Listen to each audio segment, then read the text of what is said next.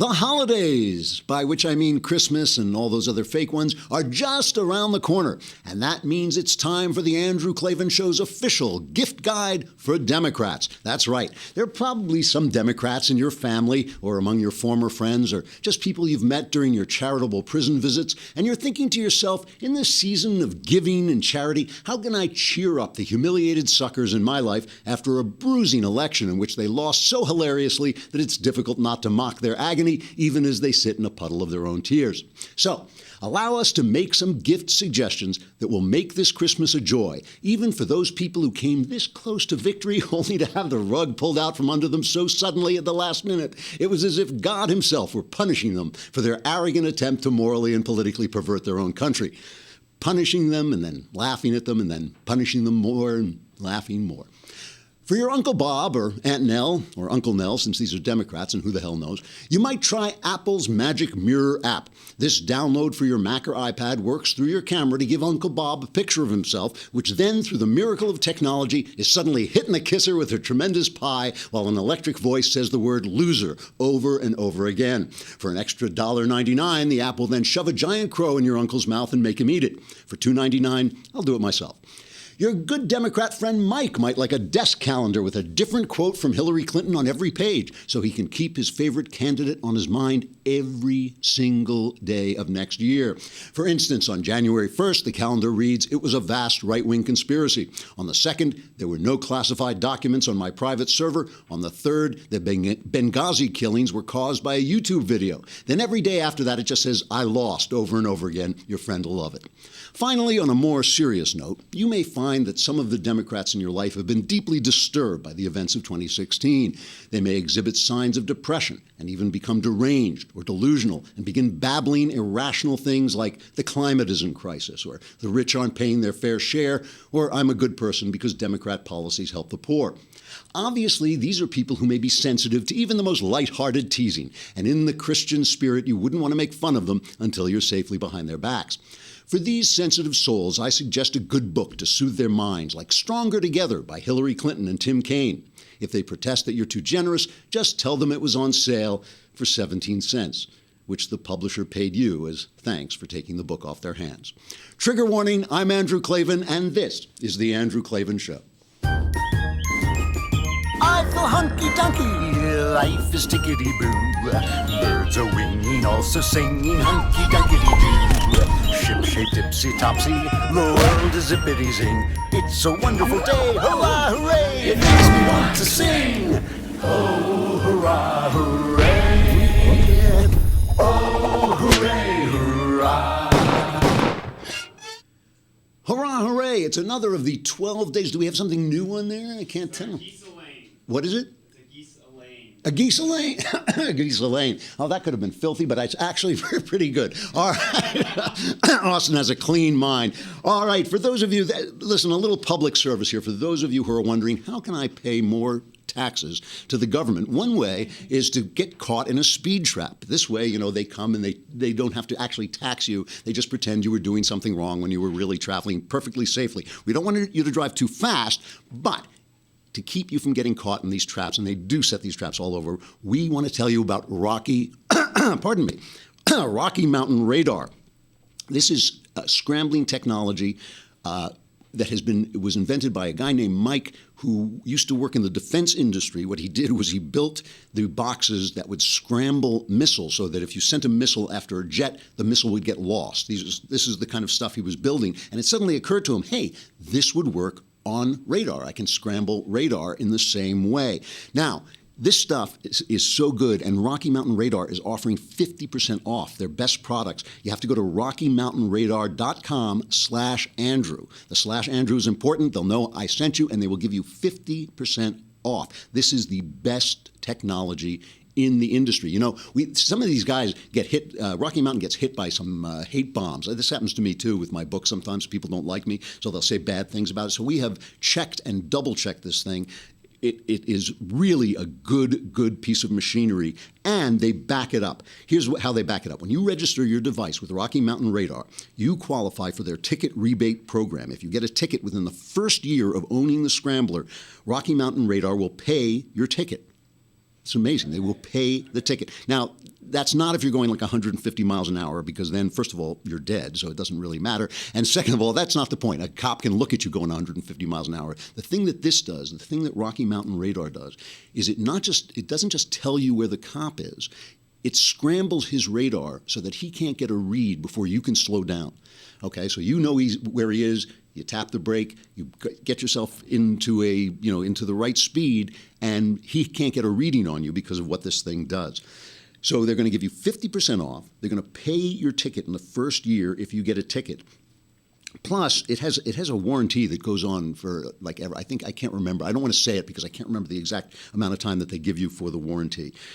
So, but you can go to RockyMountainRadar.com/Andrew. You will get 50% off the best scramblers and detectors available. They're American made, and if you think about how much it costs to get a ticket, I don't like to say that I've gotten just a few of them from traveling perhaps a little too fast, and it's really, really annoying. Not only is it incredibly expensive, if you don't want to pay it, you have to go onto these lesson. It's like being in prison on your own computer. It really is. It's like just like being in prison. So instead of that, it's so annoying. So instead of that, go to RockyMountainRadar.com/Andrew. You will get 50% off the top of the line stuff. People love these things. It is stealth technology for your car, built for jets, but works in your car.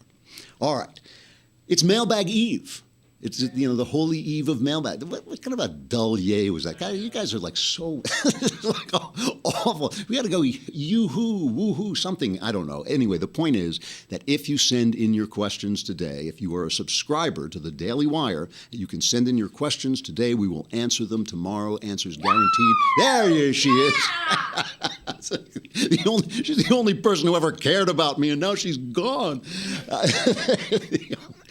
You send in your questions. The answers are guaranteed 100% correct, and 98.5%, I think guaranteed to change your life. I like to get those numbers right, but they will change your life possibly for the better. I think it's about 2% guaranteed to change for the better. But we will answer all your questions. All right, Rex Tillerson. I feel like we should say that like Ed Sullivan. Rex Tillerson. Right? The best thing about Rex Tillerson, who is the man Trump has now named to be Secretary of State after a long apprentice-like, contest. This is the head of ExxonMobil, which I think is a company actually larger than the United States. So this is actually a step down for him to be Secretary of State of the United States. The best thing about Rex Tillerson is that he has a name like a private eye, right? And I think he's like, my name is Rex Tillerson, and you may be wondering how I got into a situation like this. But let us hear Trump's explanation of why he thought a businessman would be the best choice. Why does a business executive make sense as the chief diplomat? Well, in his case, he's much more than a business executive. I mean, he's a world-class player. He's in charge of, I guess, the largest company in the world. He's in charge of an oil company that's pretty much double the size of his next nearest competitor. It's been a company that's been unbelievably managed. And to me, a great advantage is he knows many of the players. And he knows them well. He does massive deals in Russia. He does massive deals for the company. Okay, so of course the left's reaction, as it has been to every Trump appointment, is absolute hysteria, absolute wild hysteria. How can he's a CEO, how can he be, he has no diplomatic experience, on and on and on. And of course, it's the big thing is the ties with Russia. He has done massive deals with Russia because, of course, Russia has a lot of oil. And he has been against the sanctions that were imposed on Russia for their Crimean incursion. And he has said they didn't work and all this stuff. And he won a friendship medal. So everybody now, these are the Democrats, remember, the Democrats who have been kowtowing to Vladimir Putin for 20 years at least. I mean, they've been, and Obama has just bobbled the ball. And by the way, so did George W. Bush. He was the one who looked in, Putin's eyes and said he saw his soul or his heart. Or I looked in his eyes, I saw his heart, which had to be a mistake because Putin doesn't really have one. And, but that doesn't make this right. So let me tell you why I'm personally worried. This is the first pick that Trump has made that I'm slightly worried about, but not for the reasons people are saying. Tillerson does business overseas, and he works for this huge company, which is the size of a country. This company is the size of some of the larger countries in terms of the money it's dealing with and the deals it's making, and he has to deal with people who have the oil. So here is Tillerson talking about that in a 2013 interview. This is the first Tillerson cut. You know, when you're in the countries that we conduct business in, and the countries where we need to be because they are resource-rich countries, we're in a lot of countries where the geopolitics are complex, and part of our risk management and my risk management responsibilities is to understand that, to develop important relationships, and at the end of it, is no surprise, all things come down to your personal relationships. In any country, when you're going to make significant commitments, you have to look the head of state of that country eyeball to eyeball and say to them, I'm going to make this commitment, now I'm counting on you to meet your commitments, because I will be here a long time, and over the course of the time that I'm here, there will come a day when we'll have disagreements, and things won't be going the way you want them, or they won't be going the way I want them. And you're asking them to do what? That I have their personal commitment that they'll stand behind their side of the bargain. And that's all I can ask. I know the deal I'm entering into. I've accepted it. You've accepted it. The only thing we can ask of each other now is that we will always honor this deal. Okay, so obviously the take on this is that he is going to be too friendly to Vladimir Putin, who has been running rings around the Obama administration, has made Obama look like a complete idiot in Syria, which we will get back to, and just in general is a terrible, terrible person. The argument is that this, I know it sounds a little like The Godfather, but this is business. The guy is the CEO of ExxonMobil. There's lots and lots of oil in Russia that he has to get his hands on and he has to deal with. And so he goes over and he makes relationships with these guys. This is Priebus, Reince Priebus, was going out there for Trump this morning on MSNBC, I think. Here is his argument for Tillerson, first cut. Does Donald Trump have confidence in America's not intelligence? It's the first cut of the new 3 cuts. It's called Reince Priebus on Tillerson. Do you have that? Oh, the new one. Yeah, that's right. At the end, it was a massive, it was chemistry, it was presence, it was vision. It was also the ability that Rex Tillerson had to maintain relationships across the world in many places that aren't the easiest places to have relationships in during many different administrations. So obviously he's very good at being a diplomat, and someone like him is a diplomat that happens to be able to drill oil. And the good Lord didn't put oil in all freedom-loving democracies across the world, and yet Rex Tillerson was able to make this work. And Donald Trump and Rex Tillerson, they hit it off, and they have a similar vision of how to get things done, and that's really what did it, Will. So is this guy suspect? Well, of course, we don't know. See, the thing is, the guy there's no record of his foreign policy ideas. All his ideas are business ideas, or what's good for ExxonMobil. And of course, everybody's jumping on this, and this is the news cycle. Everybody's got to have an opinion right away, but we don't really know what he thinks in terms of American policy. He did make one comment that he was against the sanctions, and here's Priebus trying to explain away that comment. This is the second one of the new ones. Well, what he said was that the sanctions were ineffective, but the reason they were ineffective was that they weren't being enforced. And so his point was, unless you're going to enforce these sanctions, they're not effective. And people are looking at the first part of that statement and not the second. Look, I know where Rex Tillerson is on this. He believes that sanctions and the threat of sanctions are an important part of international strategy and diplomacy. And so he's not against sanctions. I just want to assure you of that. But what he is against is setting up sanctions that aren't enforced. He was not for the Iran deal, by the way. And he was very clear about it. He didn't think that that was a good product, and he didn't think it would put America first. And ultimately, that's what it's all about.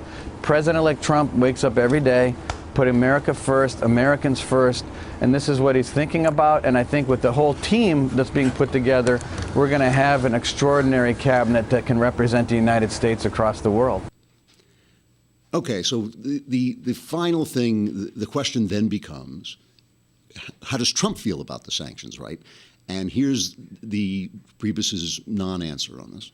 Here's what I would tell you. If you're going to have sanctions in place, they need to be enforced. That I can tell you for sure is something that he believes in. And as far as where that product goes next, you have to just wait and see. I mean, we're just getting our cabinet put together now.